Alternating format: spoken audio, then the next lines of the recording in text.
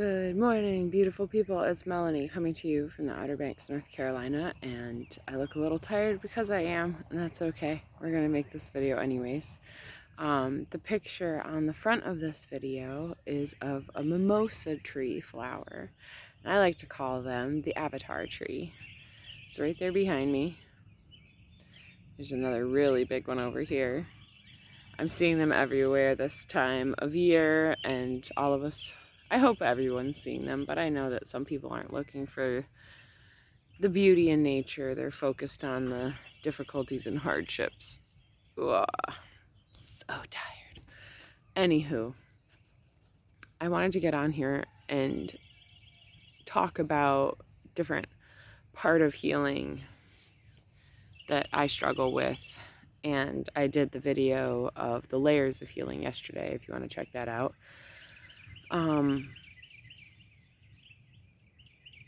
So I get frustrated, and I know that I used to be a part of the system. I know that I used to be entrenched in the system and believe in the system, and I was working the system as a nurse in labor and delivery. So I believed wholeheartedly in the system. But eventually the system wasn't working for me anymore.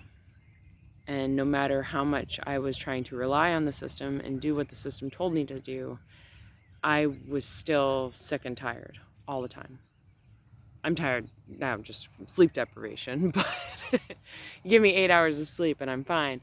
Back then, 16 hours didn't feel like enough. And so many folks are in this place where they're relying on this system, desperate for the system to help them, desperate for the system to pull them out of whatever health crisis that they're in. And yet, the health system never has tried to heal. It's just covered the symptoms or masked the symptoms. They don't want you to heal, number one. Because if you heal on your own, there's no need for them, right?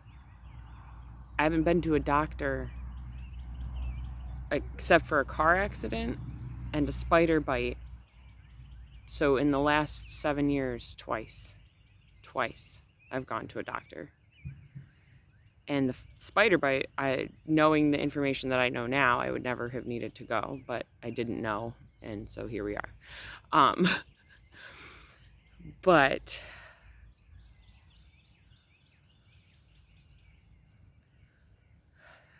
friends of mine and people I'm familiar with are cutting their body parts off or out.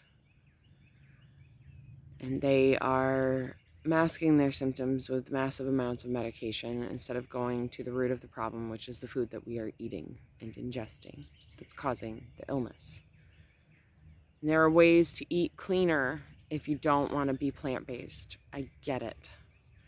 Know where your meat comes from, know who's feeding your meat and what they're feeding your meat, because that all matters. Because what your meat is eating is what you're eating and is what you are. You are what you eat. You are what you eat. And so if you are eating processed ingredients, if you are eating, there's mallard ducks in the sky. I don't know if y'all can see them. We are what we eat. And so if you're eating processed foods, sugar foods, really fatty, trashy meat foods that come from Smithfield Pork Processing Plant owned by China. They're messing with the food on purpose, because if you're sick, tired, you're not free thinking, you're not thinking for yourself, you're dependent on a system. How many folks out there can't live tomorrow because if they don't have their medication? How many? I want to tell you it's at least 60 to 70%, if not more now.